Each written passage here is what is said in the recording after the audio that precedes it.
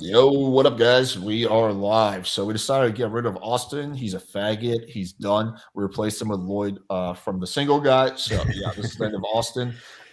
We just basically were just talking about how much we're tired of him. No, I'm just kidding. Austin might come later, he might not. I'm not really sure. But yeah, big welcome to the single guy. You guys have probably Thank seen you, guys. his channel. He runs a pretty cool channel. We've done a few collabs together, and he's joining us. Yeah, just so you guys know, I am not the guy who shot Brian Thompson. This is Lloyd, the single guy. Might have the same eyebrows as him, but we're different people. Wasn't that dude's name like Luigi or something? Is like super Italian. His name's Luigi. Yeah, Luigi. When I saw his photo, I'm like, people are gonna give me shit for that. I know it. I mean, some people will think you're a hero, and some people will. The reaction has been pretty mixed on that. I mean, if I was that McDonald's worker, I would have kept that to myself. Oh, he worked at McDonald's? I didn't know that. No. McDonald's worker turned him in. Ah, okay. All right, guys. So let's see. Where should we start today? I guess, Michael, you sent the debate that you want us to check out, and I'll admit I didn't get a chance to look at it yet. What about that debate stood out to you? Like, what were your takeaways from that? Bro, it was insanity. I mean, Marcus, why don't you go over the most insane points? I mean, dude, I've been having this debate off for years, but I've just never. And by the way, I want to say this first. I like Lucario a lot. And I don't want to talk bad about him because he's not here to like defend himself. But there was a debate yesterday, and people were acting like it was some kind of debate, like both sides made points. Lucario said some insane shit that like I cannot possibly get behind, and I don't understand how other people can too. I would not let my wife fuck other dudes. I am not going to let my daughter fuck 6 dudes in a night. I am not going to like. Go on, Marcus. I mean, you heard what he said.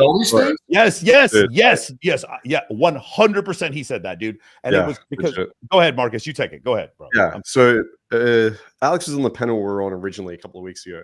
Yeah. And I thought this debate was just going to be around locus control and indirect openers. Like, it seemed like he just wanted to go super direct and just screen that way and just bounce to girl. Yeah. And so I thought this was just going to be a chat around like, okay, going indirect is going to work a little bit better, and you can build attraction. You have like control over that. I did not expect him to say. He said every single girl will have sex with a guy in a bathroom within 5 minutes. Not only that, they've already done it. Every single girl on the planet. And then I asked him, and apparently they have no control over it. And I said, so your daughters, if they met 5 attractive guys, they would sleep with 5 guys within 5 minutes in the bathroom. He said, yes. Then I asked, would you encourage that? Would that be something that like they should do? And then he said, yes. I was like, what the fuck?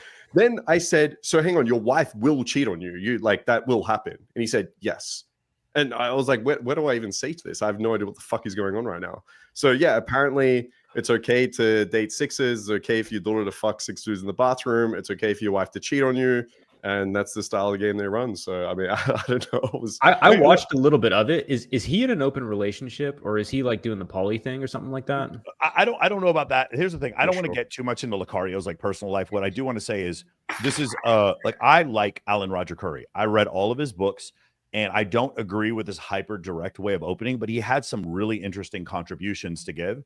The problem is this is a derivative of ARC's beliefs, but it's to the point where it's like absurd. So basically, if a woman is hot and a woman is compliant, those are 2 different metrics. Just like if a person is strong and a person is fast, those are 2 different metrics. With him, it's like a woman becomes more attractive the more compliant she gets. And I get that. That's a very interesting reframe. And it's if I could actually see the world that way, that'd be incredible. If all I had were just like unattractive women who are super compliant and I found them all attractive, my life would be 100 times easier. I'd have 17 women live with me. It would be fucking incredible. But we all know that's not the case. We all know that women, just because they're more compliant, does not make them more physically attractive. And that was the argument he was making. And I'm just like, dude, I don't even know where to go with this, because the reality of the situation is, and I don't want to get into like a huge debate about this, but like my whole thing is, if what he's saying is true, then all he would have to do is like just have the Mode 1 guys come out to like some social circle event and then pick up like some fucking Ukrainian 10 runway model. And if I saw that, then I'd believe him. The problem is this whole ideology of just going hyper direct has been around for 20 fucking years, and it doesn't work. Well, I'm not going to say it doesn't work. It definitely works if you're really good looking. My point is, going that level of direct is just less efficient. And then the other part with Marcus is that, like he was saying, Marcus was the one who's chasing. I'm like, dude, you go up to girls and you straight up say, I want to spend time with you. That's chasing. I don't do that. Anyway, that was the whole point. you guys are probably not going to push back that much against what we're saying, but bro, it was madness. And I really like Lucario, but it was just like he basically had read the Lord of the Rings and then thought it was real. Like it was like ARC is cool. I like Alan Roger Curry, but the idea that you're banging hot girls because you just go direct all the time, it's just not true. It just, and here's the main difference, right? If he met girls that were so sociosexual that were down to fuck him 5 minutes in the bathroom, which is not 99% of women, it's ridiculous. It's not even close to that number. Yeah. That if he met those girls, then Marcus and I could go up to those girls and talk to them and they would sleep with us too. But if Marcus and I go indirect and a girl sees us with other women and we build value in their eyes and they end up sleeping with us, he can't do that with them. Does that make sense? We can go that direction. He can't come our direction. But he says he doesn't want to come our direction because the girls we talk to probably aren't attracted to him because they're not compliant, which is ridiculous. Like girls can be attractive even if they're not compliant. That's the first thing. It really reminds me of, I think I mentioned this in the debate, like the way women are now, where they're really fat and then they say, well, I'm beautiful on the inside. That's all that matters. Or they say like, I'm a 10 and because I believe I'm a 10. He does it in the reverse, where he's just like, looks don't matter to me.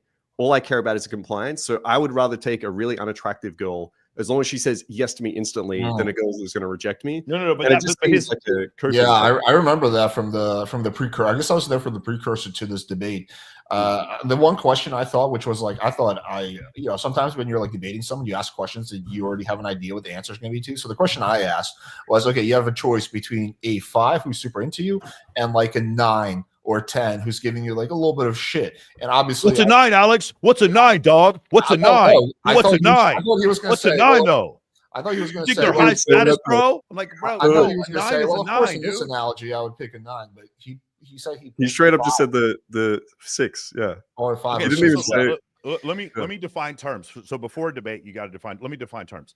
If I were to take 1 million accounts on dating apps, 1 million of them, and I were to stratify them from this is a 0, so these girls get the fewest amount of right swipes, so these get the mid to these get the most, and I say the women that are in the top 10 percentile, and I call those girls a 9. If we're talking about women in the top 10 percentile, this does not work on those women, with a few exceptions. You have extremely high status. You're very good looking. She happened to have taken Molly.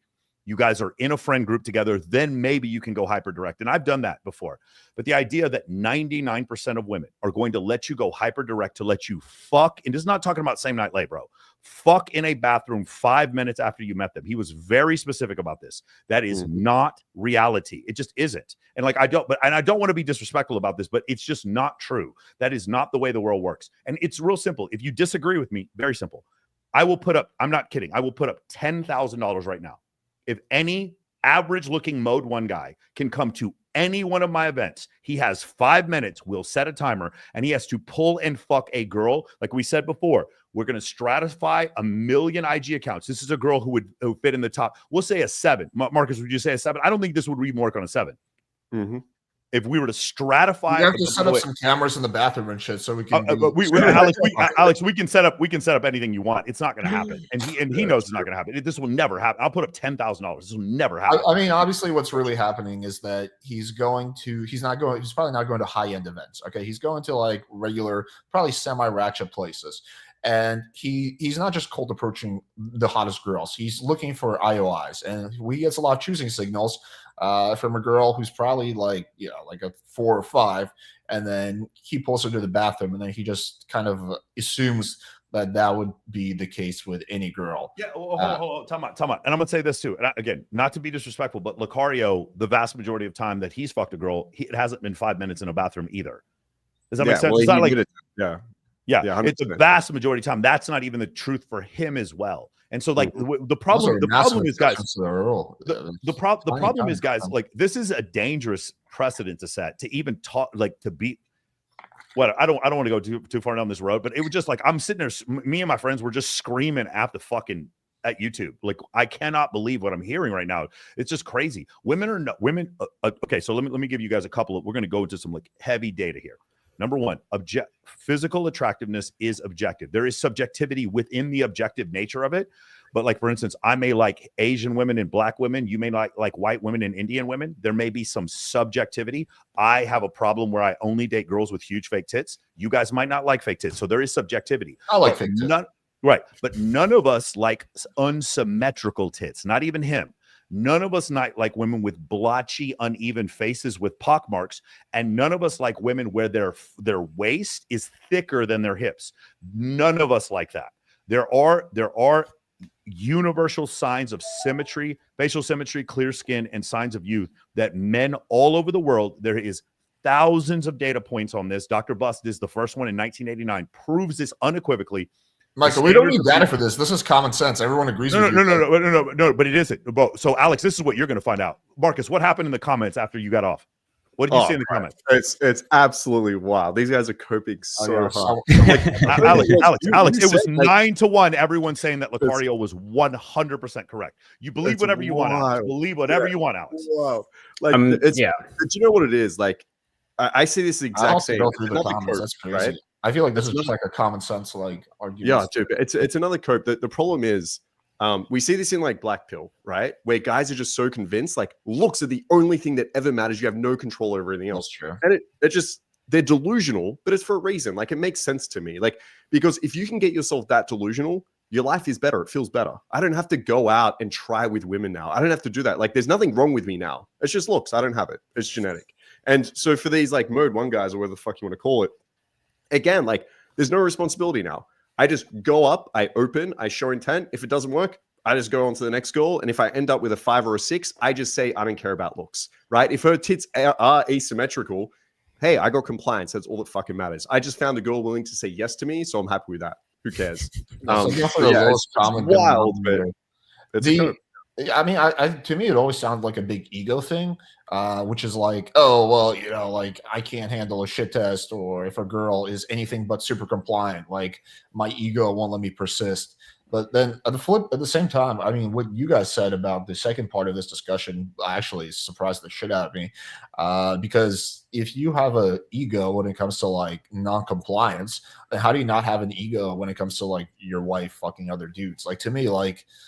I like to think that I don't think he said what he said was if my wife met someone she was sexually attracted to, she would cheat on me. He didn't say he allows her to. Oh, I see. I want to be clear about that. He said it will happen though. Yeah, he didn't say. Oh, he said, okay, I didn't hear that. Is if my wife meets someone she's sexually attracted to, she will cheat on me, and she will meet someone in a lifetime that she's sexually attracted to. So I said, your wife will cheat on you. He goes, yes, of course. And I was like, and people in the comments were like 9-1 still agreeing with that. 9-1 agreeing with him. Yes. Holy 9-1. I mean, your girl or your wife meets guys she's sexually attracted to every day. There's like if she goes to the gym, there's good-looking guys there. Yep. Does he not believe in the concept of like emotional investment and fidelity? Like does he think those? He doesn't believe in the concept of game, Alex. Like there is. So here's another thing that's really important to understand, guys. If you get good at game, the thing that you actually got good at is not sleeping with women who like you. You got good at sleeping with women who don't like you. That's the point. To him, that idea was so outside of his reality. What indirect game and social circle does is take women who see me, and they're like, Michael Sartain is lacking. This is not a person I would have sex with. I'm not discluding him, but I'm not interested in having sex with him. And then over my displays of status, pre-selection, relevancy, competency, access to scarce resources, and social status, by doing all those things, then I get to a point where she deems me, she's like, okay, I would have sex with this guy. And then either she starts chasing or starts giving me a bunch of indicators that she's interested in me. The point is, I'm manufacturing, regardless of how you want to say it, I'm manufacturing attraction. Every single guy who's watched this, who's had any success with game at all, I'm not talking about just going up direct with a girl. You've learned any kind of game. You know you have manufactured attraction. You've taken a no and turned it to a yes. Anybody who's worked in sales, you've taken a no and turned it into a yes. Therefore, game does exist. There's no way to disprove game exists. There's too many people who use game all the time, but yet the problem is like what it's exactly what Marcus said.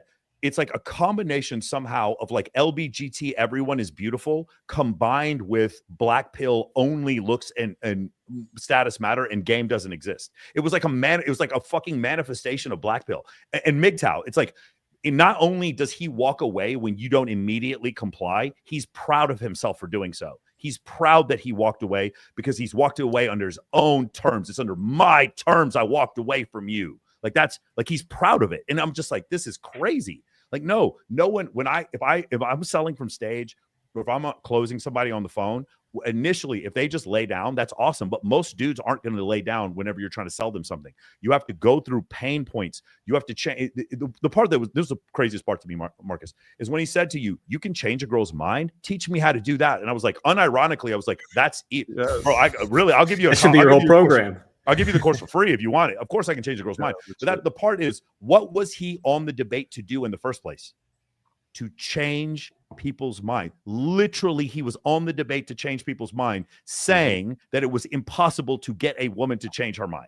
Do you see the madness? True. Like, not only that, but like he said, you have no influence over how your kids turn out, or you have no influence on, like, I think he even mentioned your business. Like, he's just living in this world where he has like no power, no control, and that's why I said, like, you're submissive. That's all it is. I think a good point to like lead into would be actually talking about something that isn't so like common sense to us, which would be, at what point does chasing and persistence kind of meet, right? Because I think there is like a line. Like, obviously, Lucario thinks like anything is chasing, right? But there obviously is a time where that changes, right? So, for example, like what I see in students sometimes is they're in like sets for like 20 minutes. They're in a nightclub. And then the girl's like, hey, you should come go to the dance hall with me and my friends. And then the students are at the point where it's like, hey, is this persisting? Should I go with her? Or is that too chasey and needy? Should I like pull back and shift? So I think that's probably a good point we could chat about that actually would have some value. Yeah, I mean, I think that's an interesting question. I think most of the time they don't meet. I think like it's just intuitively obvious when you see a guy chasing versus a guy who's being persistent. I think part of it is the place it's coming from. So the guy who's being persistent, he's doing it because he just wants to, right? It's just like I would like this to happen, versus the guy who's chasing is doing it from a place of need. It's a place of scarcity. I need this to happen because this is the hottest girl I ever talked to, or I haven't gotten laid in 2 years and I need this to happen. I need this girl to like me. So I think the place it's coming from is one. I think kind of the manner in which you're doing it. If you're getting desperate, like you can be very persistent without being desperate, I think. I mean, like this kind of goes back to sales. You can also be like a needy person, like, please buy my shit. Or you can just be like one of those people who's like has a smile on, like, listen, I'm not gonna take no for an answer. Let's talk about it. What's preventing you from buying this product versus please buy my shit. I don't know. It's an interesting question. Yeah. Well, you need some level of compliance, right? So, I've been out. I guess if we're talking about like out at the bars or whatever. If you're out, then I usually wait for like some level of compliance. Like, if I talk to a woman at like 10 p.m., she might not be super into me, right? But like we talk to her, she goes off and does her own thing. I'm hanging around. I'm talking to a few more people. I'm being gregarious. Then I see her around me again. Then I talk to her again and she's more interested because it's like, 12:31 or whatever. She's had time to socialize. Maybe she's had a few drinks or something like that. Then it gets easier. But what I see guys do when I know a guy is chasing is if they follow the girl, like the girl leaves, goes off somewhere else. He follows her, goes to the bar to try and talk to her again. Like that's chasing, and you can see them do it physically. So I typically recommend that guys never follow women and get them to want to come hang out with you. I agree. Yeah, I agree. I think there's what I can't stand to see the most, right, is guys that are way too cautious about this and they go too far in the other direction. So you might have a girl that is like, she's down. She's like, so where do you live again? Oh yeah, we should head to your place later. Like you could have a girl like completely into you, like completely fucking compliant. And then they'll say something like, oh, but can you just come with me? I just need to drop my keys off my friends, so they have it so they can get into my... And the guy's like, no, I'm not walking over with you to your friends or some shit. Or like, it's like, all right, let's go back to your place. I'll go suck your dick. And I just need to use the bathroom first. Can you walk me there? And the guy's like, yeah, that's fine. Marcus, I don't even believe Lucario would do that. I believe Lucario if he got compliance from a girl for a few minutes and she's like, hey, I have to go do this thing, he'd be like, okay, cool. Like I truly don't believe that he just walks away from, especially when the girl is like all over him and like talking to him and shit. I don't believe that. I'm sorry. But again, you could just show me. It's real simple. Like I don't want to get into like a pissing contest where he said, she said, because I like Lucario. The problem is just show me the fucking guys who go mode 1 all the time, who are crushing the hottest girls. And these girls, like, again, I'm not talking about like, it's so obvious when you read studies on sociosexual women that it's like, that's who he's talking to. He's talking to sociosexual women, and he's extrapolated that to all women, because I guess when you say sociosexual women, what are you talking about? Sociosexual women are the ones with like the 300-400 body count. Like okay, gotcha. Yeah, like sociosexual women. Yeah, sociosexual women. So like the median man puts him in the top 1% of men. The median man puts him in the top 1% of women as far as the number of sexual partners he wants. But of course, to Lucario, there's like all women are lying and they all want sex exactly as much as men. And we're just like, because our game is not open and alpha enough, then women don't throw themselves. It's just not true. Because if it was true, here's what would happen. Here's the problem. If it was true, no one would do anything but that. And he would like literally none of us would even have a course. If there was even 1% truth in that, none of us would even have a course, because all he could do is he would just go out and show that every time he walked up to a woman with full alphaness, he would be able to show a pull and just blur her face out. And he would have literally 500 fucking videos on YouTube showing that. And he have endless testimonials, but he doesn't, or at least he'd be trying to do it here in Vegas. But I mean, there's another dude who promised that he could do that here in Vegas too, and he was lying. It's just not true, dude. It just isn't true. Michael, I think you made this point pretty clear. I think no, but again, bro, when you see the comments you're gonna get later, bro, just wait, Alex. You're gonna be like, okay, this is no, for sure. There's some cringe. I mean, really quickly. Let's just quickly address this because it's been on the screen for a while. Markers, Game Global overwhelmingly voted in favor of U6535. Yet most of the comments are filled with pro Lucario shit. It's using bots. Interesting question. Like, why do you think that's the case? Why did they vote 65% in favor of you, but the comments are reflecting something very different? I mean, they might not be bots. It might just he may have gone to his email newsletter and said, "Hey guys, I'm going to do this debate. Come support me." It might not have been bots. It might have been just that. But you would think those people would vote, right? Like, it was weird. It was weird. The first debate, there were a couple of things on there where I was like, this either looks like some like Indian fan that can't type properly, or it felt very botted. But my guess would be that Game Global guys that are signed up are probably game guys and could look at this and be like, okay, well, Lucario is obviously crazy. Whereas I'm not sure if all Lucario's fan base jumped on like Game Global's Telegram. That would be one of my guesses. I mean, it could be botted. I don't care. Like either way. I'm still surprised by the 35%. I'll be honest. I almost guarantee you. Yeah, that's exactly what happened. Like what the ones that did, like they equaled the 35. It was 135 votes. Like the ones that did vote, they were the ones who voted in the 35%. I don't think anyone came to that discussion objectively, having no information about it, and said, yeah, that makes sense. My daughter fucking 5 dudes in a bathroom. Exactly. No one did that. No one. And it's just like, but I'm actually concerned. Like, I'm not mad at all, because it's like nobody who would actually believe that would ever buy my course anyway. So it doesn't matter to me. But it's like, I'm legitimately concerned. Like, how the fuck can you think that's true?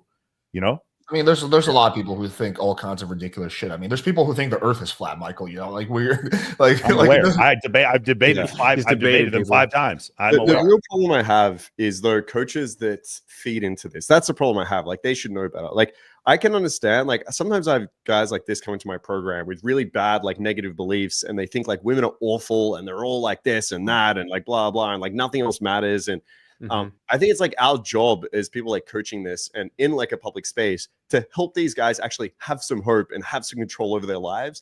To sit there and just be like, oh, you're fat? Yeah, don't worry. It's fine. You're beautiful as fat is what we're doing in this coaching space. If you're someone on this like fucking black pill Lucario space where it's like, oh, you're terrible with women? No worries. Don't worry. Women suck and you just need 6s. That's fine. Like, I that's what I don't like. Like, if you're an individual doing it, it's cool. You probably don't know better. But to be coaching it, that's where I kind of have the problem. I would agree. But I think there's one key caveat. The person that has to be open to at least hearing your perspective. If someone has like 100% made up their mind and they're like, you can expose them to like all the correct content they want, they will just spin it. I watch this happen in my comment section all the time. Like, Alex, post this kind of infield, and I would. Oh, well, you know, can we see the whole thing? Okay, I post the whole thing. Oh, well, can we do it without the dog? Okay, here's one without the dog. Oh, well, he probably just paid her anyway. Like, there's just someone who's already made up his mind, so that person has to be willing to listen. Yeah, I mean, there's levels of cope out there. If people want to get to them, you know, they can find them anywhere. But it's really whether you're willing to take responsibility. And I think if people are joining your program, Marcus, they're at least willing to listen. They're open to hearing it, 100%. You know. So it sounds like they have some hope. Yeah, 100%. Yeah. And I think, like, I'll joke. So just imagine this, because I don't think Lucario hates women at all. What happened though is, if you lead, actually we can leave Lucario out of this. This is an ARC thing, and rest in peace, Alan Roger Curry. I wish I could have met him. Rollo likes him. He seemed like a really cool guy. But what happened? No, his defense was this, and this is the way I describe it. He says men do not become misogynists because they get cheated on. Men become misogynists when women waste their time. The whole book is about no free attention and women not wasting your time, which I agree with in concept and in the abstract. I absolutely agree with the idea of women not wasting your time. But if I have a girlfriend and she has a flat tire, I'll go help her change the flat tire. That doesn't make me a simp or make me chase her. That means that I care about her as a human being, and I want her life. I want to assuage her of pain and suffering in her life like I would anyone else that I care about. That doesn't make me weird. Would they disagree with that? Would they say in practice, I don't believe he disagrees with that. But when he describes it, it's like women wasting your time. You don't ever want to speak to any of these women. Dude, I host an animal rescue charity. There's a lot of stuff I like talking to women about because I rescue animals. We talk about that shit all the time. You can have normal conversations. I met a girl the other day. She's a Texas Longhorn fan and was talking to me about football. That shit happens. Sometimes it happens. You can have conversations with women. It doesn't mean you're a fucking simp every time you have a normal conversation with a fucking female, dude. Hey, I'd like my order. Like whatever. At McDonald's, I had a conversation with a woman. I guess I'm a simp now. No, the situation is, when you go back to this, he was just Alan Roger Curry's defense. I totally agree with. His offense is just basically stop wasting time. So what he does is he becomes extremely reductive, and he extrapolates that to the ultimate, most absurd degree. If a woman does not immediately give you what you're looking for, then go on to the next woman immediately. And so when Marcus said, I'll sit there and talk to a woman for 30 minutes, any one of us who's been in this situation, who's been around a girl who we fucked who's a 10, you've talked to her for 30 minutes. It wasn't that big a deal. And it didn't make you a fucking simp because you talked to her for 30 minutes or an hour and 30 minutes. It doesn't make you a simp if you talked to her for 2 hours and then you took her back to your place, talked to her for another hour, and then had sex with you. That doesn't make you weird because you fucking did that. But you're not going to bang, most of the time, you're not going to bang a 10 until she feels some level of comfort. It's like the problem with the whole argument is like we've totally thrown out the idea of sexual assault or that women could be sexually assaulted. Like women aren't just going to come home with any dude, even if there is a ton of attraction. You have to build comfort. That's the second thing.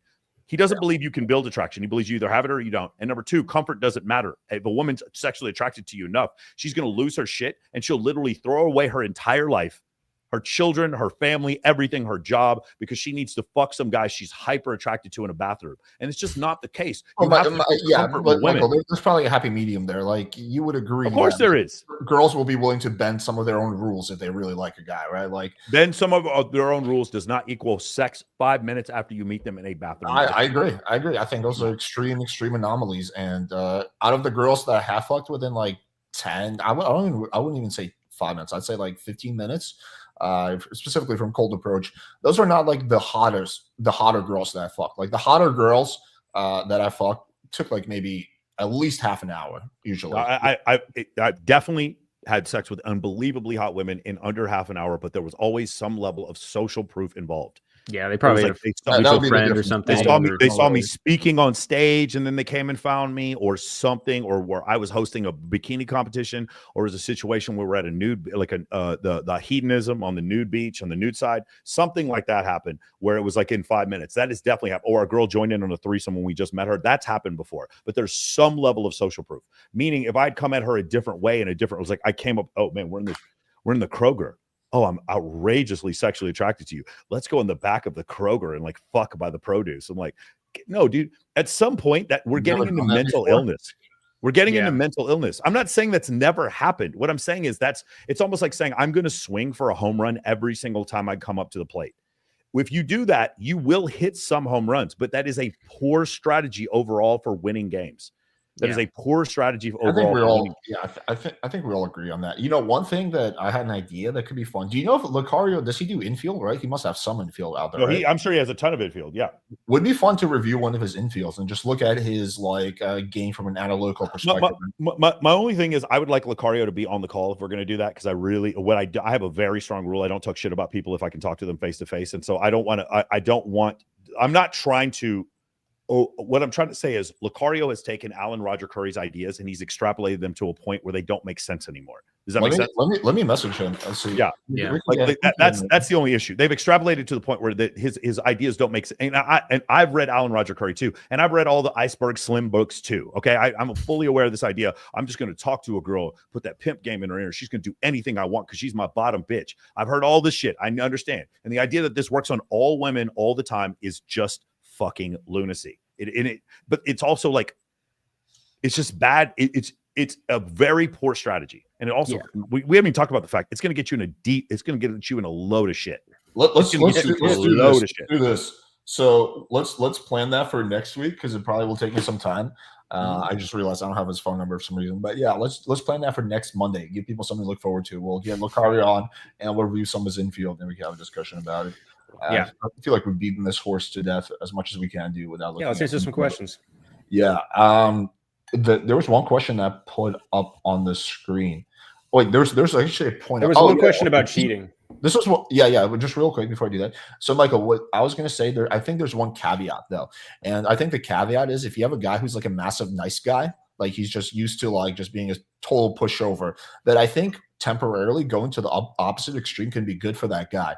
But I agree that's not the end goal. But I think sometimes, like if you're just a massive nice guy, like you need to go to the other extreme and just be like probably too direct in order to meet in the middle. Would you agree or disagree with that? Yeah, of course. I mean, but when you go to the extreme, like there's still like a level of calibration when it comes to the extreme, right? Sure. Hey, you're really like, dude, I've read it out. Now Roger Curry's book, he talks about this. He goes, hey, I just want to let you know, I find you sexually attractive. I don't want to be your play friend or he goes, what does he say? I want to be your play cousin or your play friend. I forgot the exact words that he uses. He sounds like a fucking, like when you listen to him, he's just very direct. He goes, I want to have sexual intercourse with you right now. He goes, alpha males are not interested in, no, it says it. This is in the beta male revolution. But like, for those of you who think that I'm just making this shit up and I have no idea what I'm talking about, I've read every single one of these books. In the beta male revolution, he talks about this concept. It goes, alpha males only communicate with women to come in their vaginas or their mouths. There's no other reason for them to ever communicate with women. I'm not kidding, bro. It says this verbatim in the book. Daddy, I hope you're listening to this. I've heard other guys talk about that too. Like, I think Corey Wayne talks about like the only ever reason you text a woman is to schedule plans and there's no other reason to text her, like stuff like that where you take. Really? Corey Wayne? He seems like a massive, wait, are we talking about Coach Corey Wayne, like the white guy who seems like Yeah. I get a lot of guys who come to my program that think that, Bro, I'm hosting on Thursday, I'm hosting a charity. I'm hosting a toy drive, guys. And I text women to come support my toy drive so I can collect toys for fucking homeless children. I'm sorry that makes me a fucking huge simp because I messaged women to come. I don't think anyone thinks that it's a simp on here, Michael. I think you're speaking to the wrong audience. I think my chat is on board with the idea of like messaging hot girls for whatever reason. Okay, so here's the question that I skipped. Question everyone. Roughly what percentage of women do you think are cheating on their boyfriend or husbands in the USA? So it depends on the age. So younger women actually cheat more than men do. The older you get, the more the men kind of start outpacing the women. But women are catching up, dude. They're getting closer and closer to men every single year, and no one's talking about it. I think probably in like half of relationships, there's some infidelity that happens, some cheating. But my counter argument to this has always been that you don't want to be like the average relationship. I think the average guy does not do a good job screening. They jump into a relationship way too fast and they overlook massive red flags because they have love goggles on. And I think that if you screen very carefully, and that includes hanging out with a girl for an extended period of time, with my current girlfriend, we were hanging out for at least a year before we started dating. Actually, I think it was closer to 2 years. That's a little bit overkill. It can be like 5-6 months, but it should be months, not weeks or days. And you screen carefully and you look at things like, it's not just body count. This is like, I think what Red Pill gets wrong. They focus on the body count. There's better metrics. I'm not saying like if her body count's 100, that's not a red flag. But I think a good metric is what her relationship is like with her family. Unless, of course, she was abused, then you would give an exception there. But also, does she have like friends that she's had for a while? Or is she constantly switching friends? I think that could be potentially the best metric out there. Like if you see a girl who's like always like every year she has new friends, then that's massive red flag. Has she been able to hold down a job, or is she getting a new job like every 6 months? So I think if you do all that, you screen carefully, you communicate your boundaries, and you don't put up with like blatant boundary breaking, then the odds of being cheated on like significantly decrease. But yeah, that's my say. Yeah. What you do in the relationship also matters a lot too. Pretty much every time I see a guy who's been cheated on, I kind of like ask him how the average week goes between him and his girlfriend or him and his wife. And if I see him, like, if he's not doing the right things every single day, like, it's only a matter of time before she either leaves or does cheat on him. Because some women, they don't really like to leave the guy. They'd rather cheat instead. But it's almost every time a woman cheats, it's almost always to do with the guy who she's with. It could be, that she comes from a bad background. Maybe she's got a lot of partners. Who knows? But a lot of the time I see it's because of the guy. And that's not to say that it's the guy's fault every single time, but it does mean that you can do certain things in a relationship that will make your partner or whoever more loyal or less loyal. And that's kind of what you do every day. I'll give you go ahead. No, you go, Mark. So I'll give you the official numbers from the GSS. And of course, I don't believe these numbers. Most people is it like 10%? No, it's 19. So it's around 19%.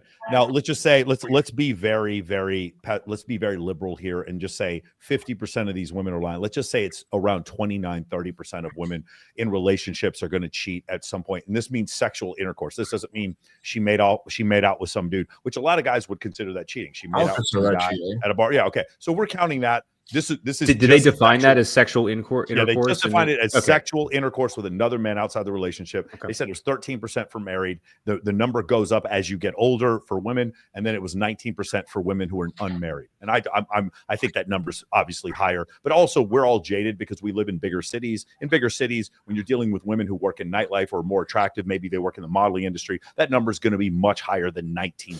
It's going to be probably in the 30-35%. I'm just guessing here. Miami. Right. Miami, I'm sure it's going to be much higher. Dude, cheating is a survival mechanism for women in Miami. They can't even afford shit. That's how they can afford to eat. There's some good girls in Miami. Okay, they're just few and far between. Survival is a survival mechanism. But if you guys like, the best data I've ever seen on this comes from Mac and Murphy. He breaks down. Looks at the metadata for every one of those things, and he'll go over exactly why women cheat. You're right. David Buss was talking about this in his TEDx talk. 20 years ago, maybe 15 years ago, where he was like, women are catching up to men as far as cheating is concerned. Yeah. And this has to do with the fact, and you would expect this, as women need men less, just like in approximate, not ultimately, we all need men. I need electricity. I need fucking running water. We all need men in order to make it through life. But from approximate cause, as women need men less, then you should see women like requiring their main partner less, and you should see them straying more. Yeah. I mean, as women need like their standards or whatever, as they're going up and their need for men decreases, yeah, I would totally see that increasing in the future. I think it's only going to. I think it's only one of the factors, though. I don't know. It probably plays a role, but I think there's other significant factors. Absolutely, yeah.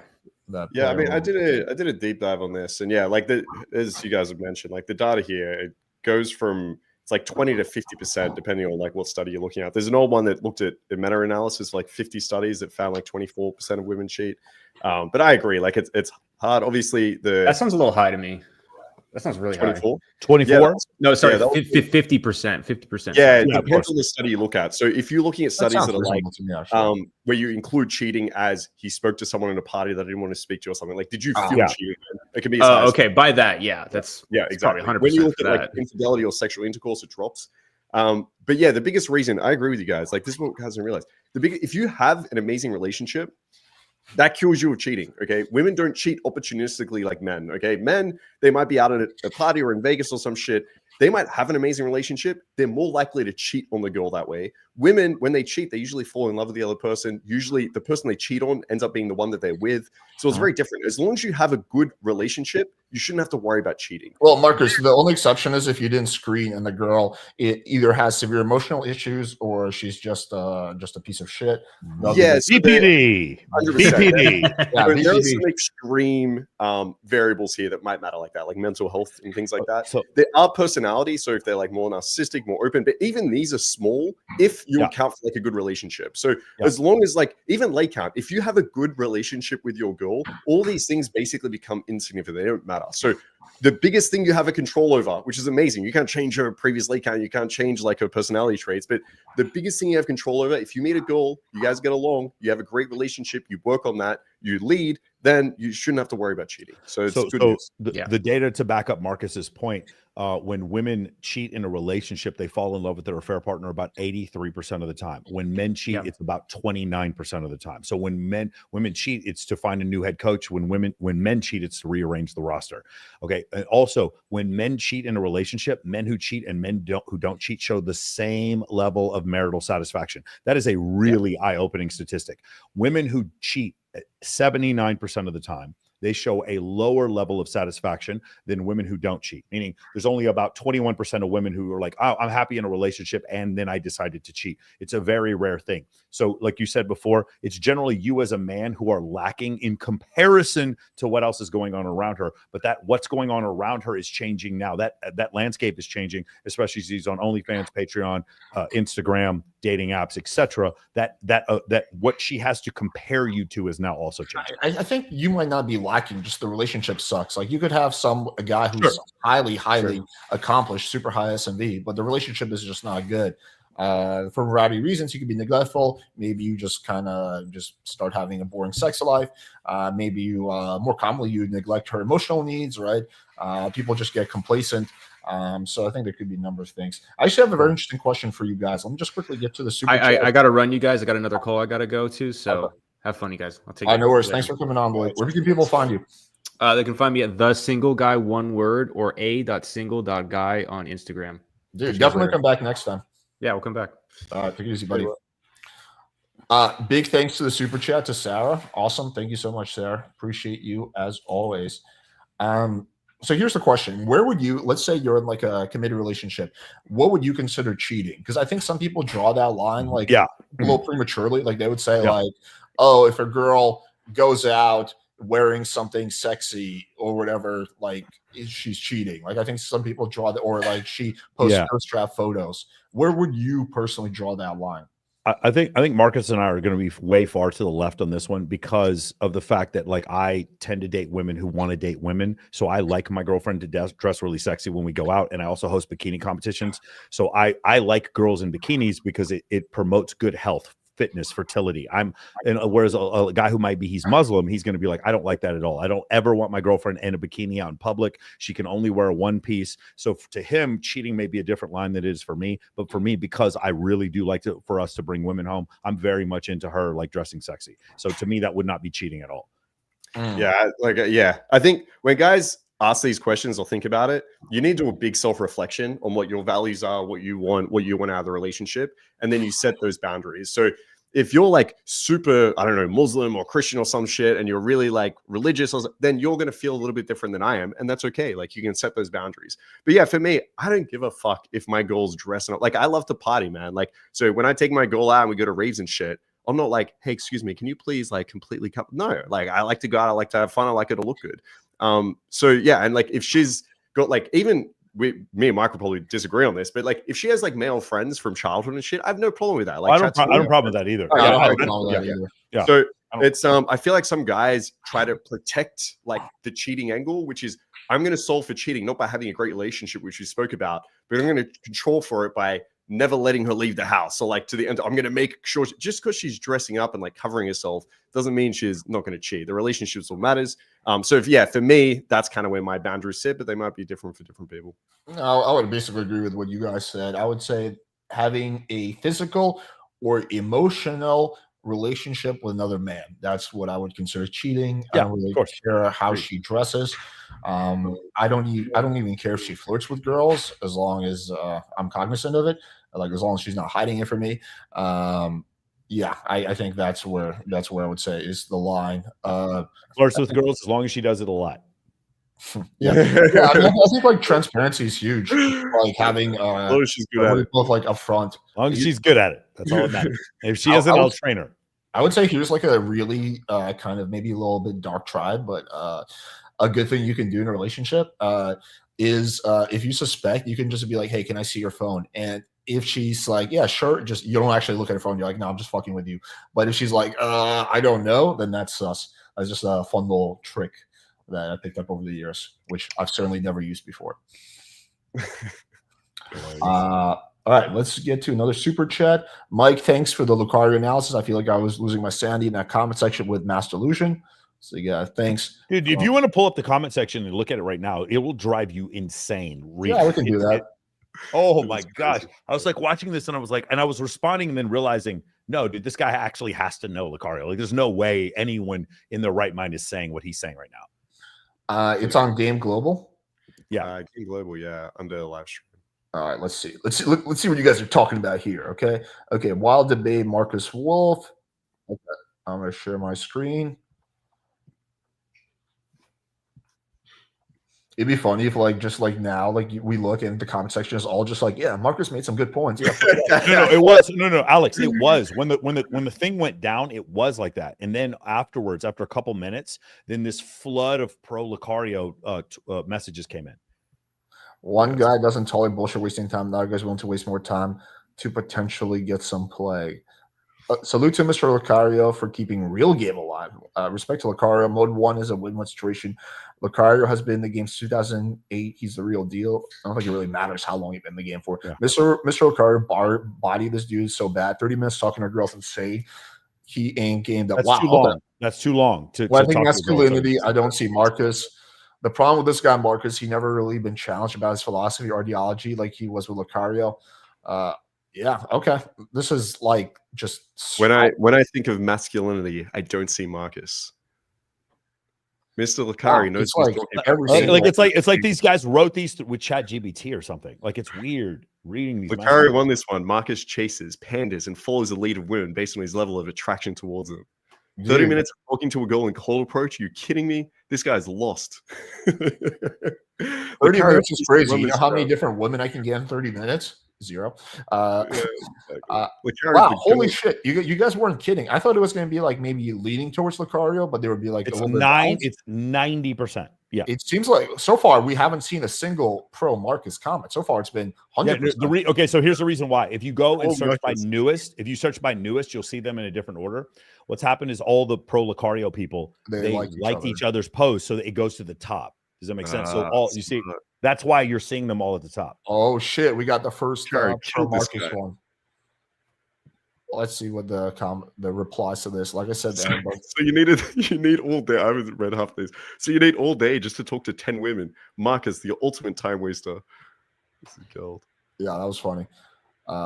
Interesting. All right, let's see. What should we move on to next?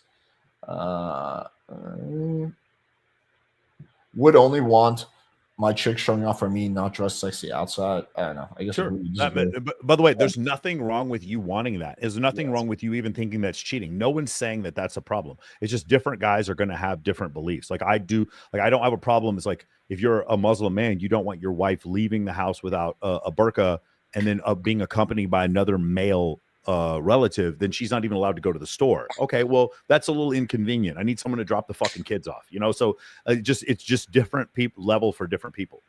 It doesn't make you right or wrong. It doesn't make you right or wrong, but it's just different people are going to have different levels. There's more optimal and less optimal. My argument is that if you go too far and you're like, she can't have Instagram, she can't talk to a single guy at work or whatever, then you actually, I think, increase the likelihood of cheating. I think if you go too like you kind of see this in, like, for example, in Iran, right? Like they're super restrictive, but the Iranian people themselves are like very like different than the government, right? Like if you go too like hard and you crack down too much, we've seen this with like drug war and stuff like that, then you have like the opposite reaction. So I think there needs to be like a reasonable like line in the middle, and it can fluctuate. But if you go like too far in either direction, some guys go too far in the other direction, where it's like, unless she's physically having sex with another guy, it's not cheating, but they'll overlook like a guy, like the girl maybe going out making out with dudes or whatever. Yeah, so that's disrespectful, and so you should leave the relationship if that's happening, because that's just disrespectful. Now, I think actually, I would say cheating, kissing some dude is probably cheating. I would say that. I would say it's 100%. Yeah, I would say it's going to depend again on the relationship dynamics. Like, is the girl perceiving this as restricting, or is that how she lives her life as well? Like, is this a girl that believes in those values and is like, yes, I shouldn't do this? Or are you in a relationship where like you're going out doing whatever the fuck you want, and then you're telling your girl you can't leave the house, and you don't have the value to back it up? right? Now, if you have a lot of value and this girl's really into you, you can set a few more boundaries. But if you've got a goal where you're kind of sharing the same amount of values, you're not really chasing too hard, you haven't really built up this relationship, and now you're sitting there being like, okay, delete Instagram, you can't go out, you can't do this, then yeah, she's going to feel super restricted and probably like fight back against that. So there's a lot at play here. I agree there's an optimal line here. For those guys that want to set more boundaries, you need to have more value. And yeah, the girl needs to feel like she's getting like a fair deal out of this as well. Yeah, I've shared this publicly before, not often, but I think it's appropriate here. So, like, my mom is like the best human being I know, one of the kindest, like, most loving people you could ever meet, like, best mother ever. Like, everyone who meets my mom loves my mom, way, I think, nicer than me, and I think I'm pretty nice. But she did cheat on my dad, and you know, as we got like this was a while ago, but like, you know, we've kind of talked about it, and it seems like the big part of that reason was that my dad was like very controlling. And so she basically like almost like rebelled. There's other issues. The relationship had some faulty foundations. I get that's a whole thing. Her mom was super controlling, blah blah. But yeah, and I think so. That's like, and my dad is like amazing now. But when I was growing up, he was like super controlling. Like I fucking, you know, I had to do this and that. I remember when I quit karate, my dad said, "This is the biggest mistake of your life," because I just wanted to play soccer with my friends. So yeah, I think that's something like I've just seen this example in real life when guys are just like way too controlling. It just winds up backfiring and having the opposite effect. Sure. Fun fact. I have a question. I don't know if you saw this thing Pearl put out where she said it went pretty viral. She stated, she goes, I've asked this question to thousands of women. I said, how many of you been cheated on? And she said something like 70 or 80% of them said that they've been cheated on. And then she asked them, she said, okay, how many of you guys eventually like broke up with the guy? And they were like, almost 100% of them said, well, eventually we broke up. And then she said, when you broke up, was he still cheating on you? And she's like, 80% of them said no. So she's convinced that women want men who cheat on them. Now, I'm not going to say this is a massive extrapolation. I don't think that, but I have seen a lot of women do this where they tolerate a guy who cheats on them. And then as soon as he stops cheating, then whatever, because she's got a bad line of code. Yeah, those are just deeply troubled women though. Like, yeah, but the problem is I don't think it's like a huge minority of women. I actually think there are a significant number of women that I've seen that tolerate cheating on a pretty high level. And then when you stop cheating on them, then they break up with you. I have seen that happen. I'm not saying it's all the time, but I have seen that happen. I've seen that happen quite a lot too. And I think, like you said, because what I see is when I say happen quite a lot, I speak about like girls that I've been with and they tell me about this, but so it's not like thousands or something. But what I notice is a girl will get cheated on and they'll be like, fuck this, we're done, we're over, right? Yeah. And then the guy's like, no, I'm so sorry, like have me back, blah, blah. Like I will never do it again. And the girl's like, okay, takes him back, but obviously there's problems in the relationship. So it takes him back. They do that for X amount of time. And so he's not cheating now. He feels really bad. He's trying to like suck up to the girl. But over time, I think she kind of just comes to her senses and was like, this relationship isn't good. This guy's a jerk. He just cheated on me. So at the moment that she decides to end it, I don't think he's cheating, but like, obviously it happened before. I think a lot of girls just take guys back and then they break up later. Or it could be that his behavior in order to try to win her back is actually so supplicant. Yeah, that he doesn't have any, like he just loses whatever validation or attraction she had for him previously is gone. And like to be like, because this is going to sound really misogynistic, and I don't mean it to sound like this, but there are women who find attributes in men who cheat to be attractive. We know this. There's tons of studies that show dark triad traits, they work. We would not be studying dark triad traits if they weren't effective in some way whatsoever.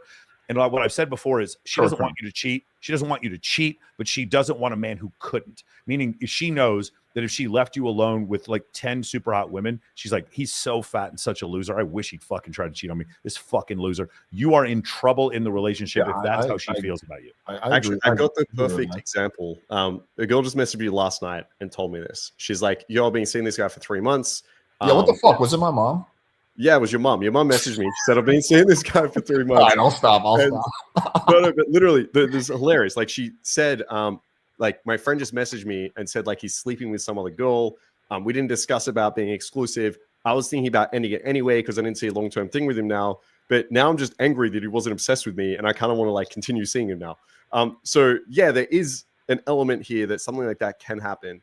But this is not like a prescription to be like, oh, all guys should go out and cheat now, because you're gonna have a net negative here. As Michael said, you want to show the ability that you're attractive, and if you wanted to cheat, you could, but you want to show that restraint. Like that's what women would find even more attractive. Otherwise, you're just ruining relationships. Yeah, it's discipline. I think though an important thing, I would say those relationships were kind of fucked from the beginning.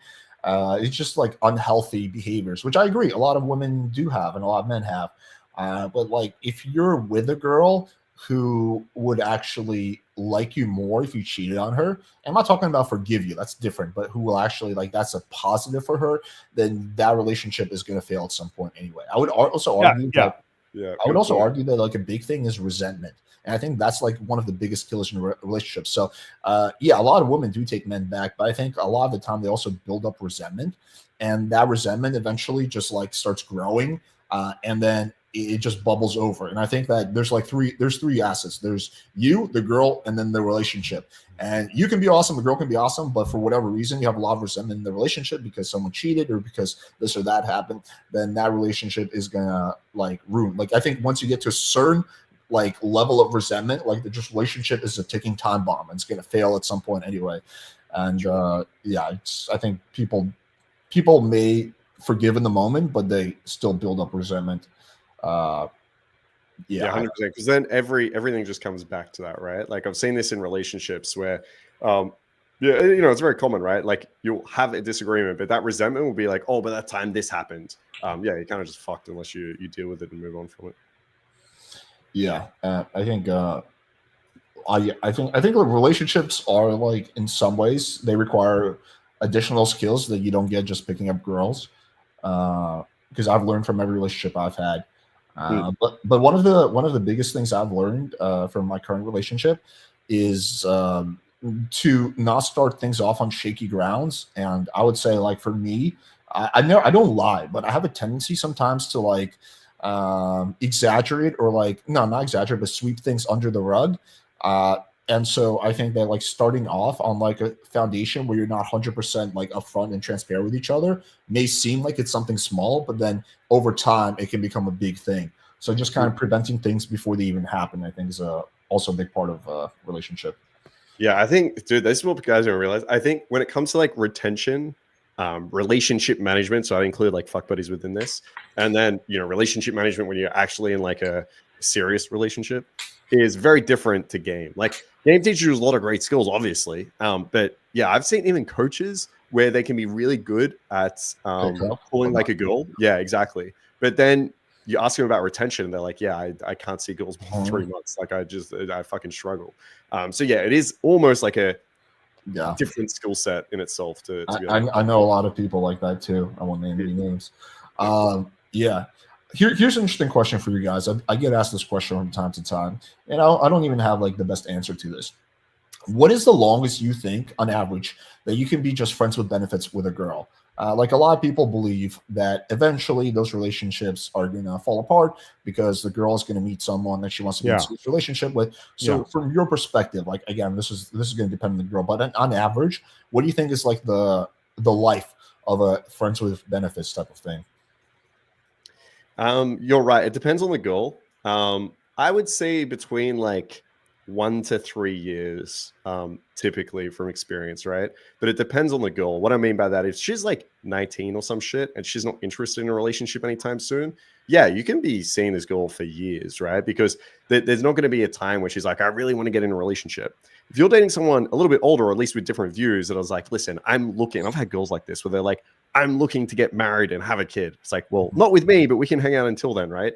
And then they'll be messaging me and be like, oh yeah, I went on a date with this guy. It was kind of shit, like blah, blah. These will be shorter. These might be like 6 months, because now they've met someone, they've started dating them. But what you'll find is maybe like 6 months after that, you get another message and they're like, hey, what are you up to? And then I've got so many girls on my Instagram now that I see having kids and shit. I'm like, that was my old fuck buddy from years ago. And like now she's, so yeah, I would say this kid kind of looks like me a little bit. I don't know. No, none of that. So yeah, it's usually, I would say, like 1 to 3 years, but it just depends on the girl's context. At one point, the value that you have to offer, as amazing as it fucking is, it's usually not going to outweigh that girl's drive to be in a serious, committed relationship and have a kid. And you just can't offer that. No matter how many orgasms you're giving her, no matter how cool you are, like at some point, she's going to decide that over you. And it might be temporary, but that will happen. What's the longest you ever had friends with benefits for? Like 5 years. Okay. 5 years. Yeah. That's a pretty long time. Okay, what do you think about this, Michael? Michael, you're not connected. Oh. We can't hear you. Stand by. Hold on. Yeah, there you go. No, yeah, okay. I thought Michael was just making weird faces, but it seems like he was trying to talk the whole time, but his mic was not connected. Hang on, it's cut out again, Michael. Michael, we can't hear you again. I don't know if he's like maybe doing something, but yeah, your audio is not coming through, Michael. Okay. Oh, hang on. You look like you muted on. You looks like you muted on this software, whatever it is. Now he's unmuted now. You guys hear me now? Yeah, now we go. Yeah. So 2 years and 8 months was the longest for me. I'm still friends with her. We're pretty cool. But the thing is, what Marcus said, there was one girl who's crazy. One girl I hooked up with in college. The only time it's ever happened in my life. We hooked up in college. I was 23. We hooked up again when I was 43.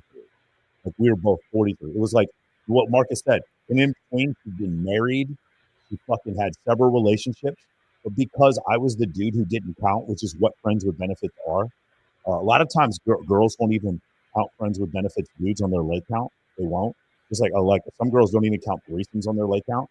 But the main thing what Marcus said was, I remember this one girl, Natalie, like we hook up for a couple weeks, and then she'd be like, "Hey, I started seeing some guy," and I really appreciated the fact that she was like honest with me about it. I was like, "Okay, cool," and I would jokingly say 6 months, but it wouldn't even be 6 months; it'd be like 2 or 3 months because there's like mechanisms in this girl that would not allow her to be in a healthy relationship. So I knew she'd come out of it, and I was always the place she could go to have guilt-free, judgment-free sex, where she didn't feel like a slut. But she would always come back, and she always knew she was going to have good sex. So it was never an issue. I always had really good logistics. I live on the Strip in Vegas. So she would this girl was a stripper. She'd strip at the Rhino, and she would just come over to my place afterwards whenever the relationship just floundered or didn't work. And she'd complain to me about the guy. But it was like this happened 4 or 5 times over the course of multiple years. And that's what happens when you're kind of the guy who doesn't judge her and doesn't count. Is that that's essentially what happens over and over again. Michael, your audio kind of went to shit. Oh man, really? Is it bad? We can hear you. Oh, that's better. Yeah, whatever you just can you hear me okay now? Yeah, perfect. That's all better. Okay. Whatever you do is good. Okay, here's a follow-up question to this. So I've always argued that the best relationship strategy is to start off as fuck buddies and then see if it naturally happens. I have never. I'm on my 5th serious relationship right now. I have never had a relationship ever that didn't start off as fuck buddies. Never has once happened. What do you guys think about this?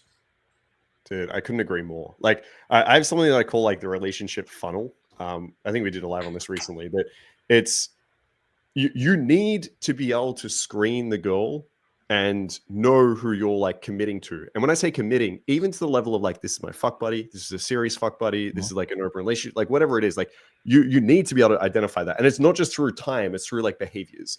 So you need to start off in a very casual dynamic where you can start to identify who is this girl? Like, what do I like about her? What are these behaviors? I need to run these tests.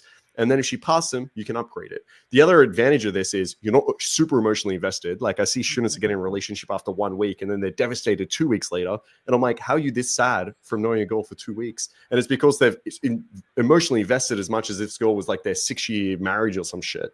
And also it allows us to set up the right dynamic because it's not just about picking the right girl and getting in the relationship. It's doing it under the right dynamic where she realizes I need to pass these tests. I need to chase after him. I need to try and make this happen. I need to invest in this relationship. So I literally don't think there's any other way to go about it other than starting off as fuck buddies. I think it's the best way to do it. Michael? Yeah.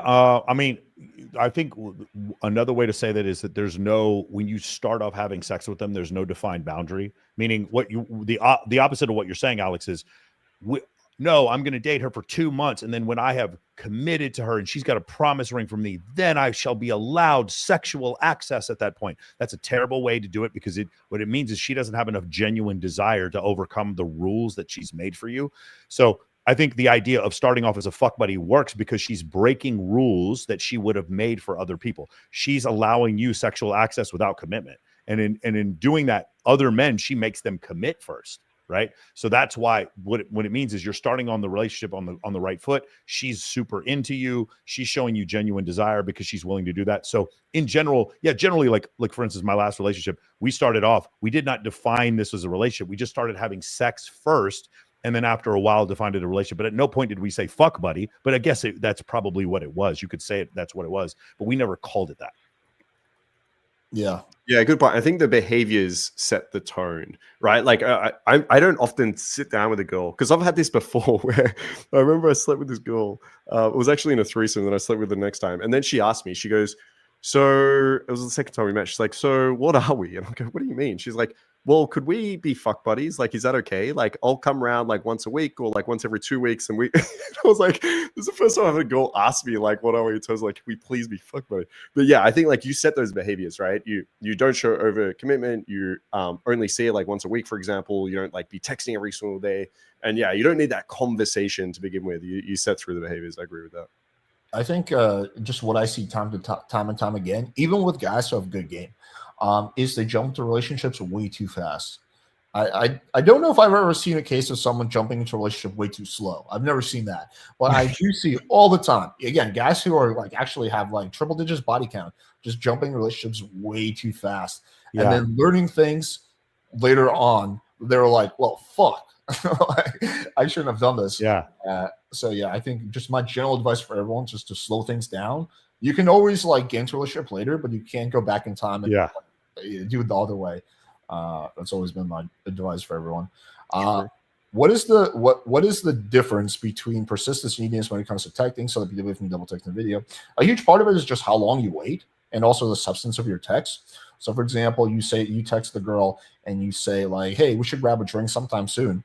And let's say you double text her like 2 hours later and you say like something like, is that okay with you? Or something like that. That'd be pretty needy. But let's say you wait like 2-3 days and you hit her with a takeaway, like don't be shy or something like that. So it's the substance and it's also the timing. I think that's what makes that separation.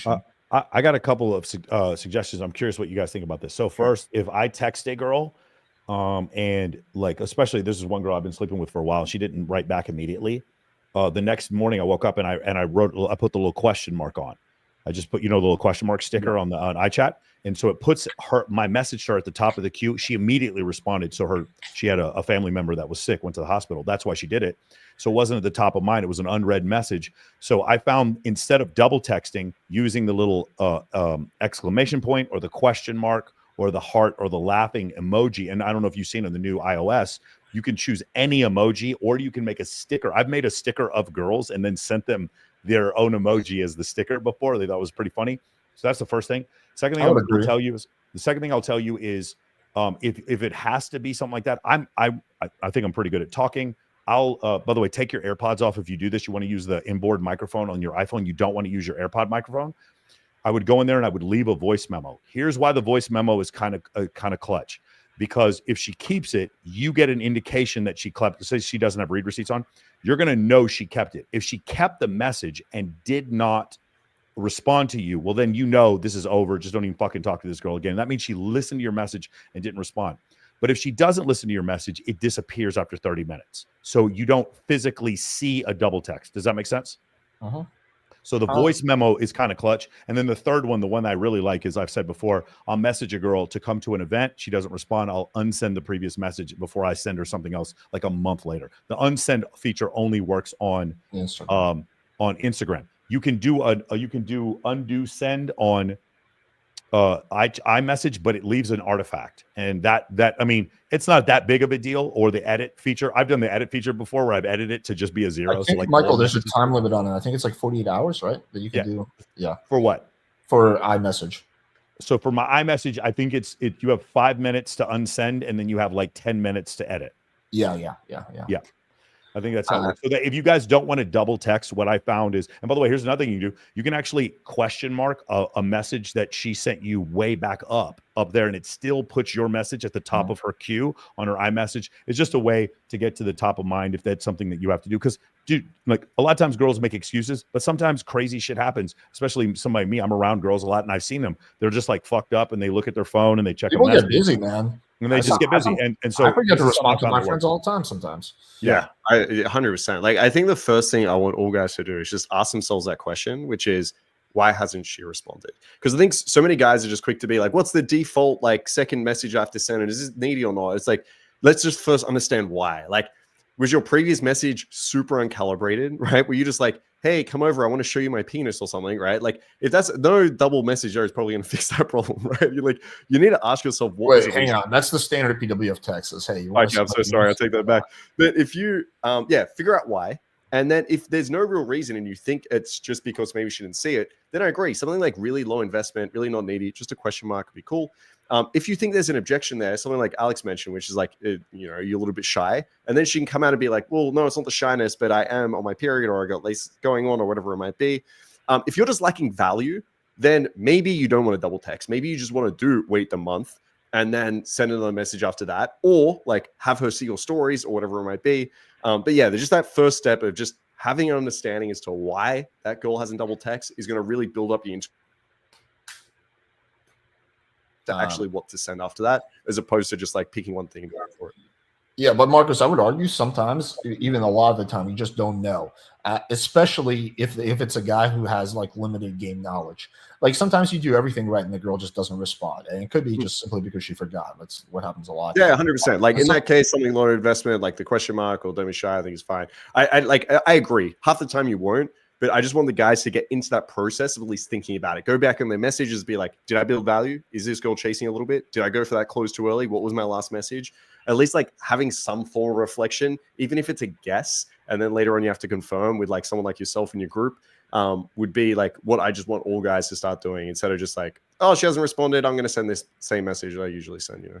Yeah, but I would also add, like, I think there's a weird stigma against double texting, and especially triple texting, where it's like, dude, simping. But some of the hottest girls I've ever hooked up with, especially from dating apps, I've had to double and triple text at times. And the dynamic flips once you have sex with a girl, and they typically become a lot more receptive, unless you have like a tiny dick or something. But yeah, so like I think that that's the like I just think about the hottest girls I've hooked up from dating apps, and the overwhelming majority of them I had to at least double text and sometimes triple text. And it doesn't have to be needy if you do it the correct way.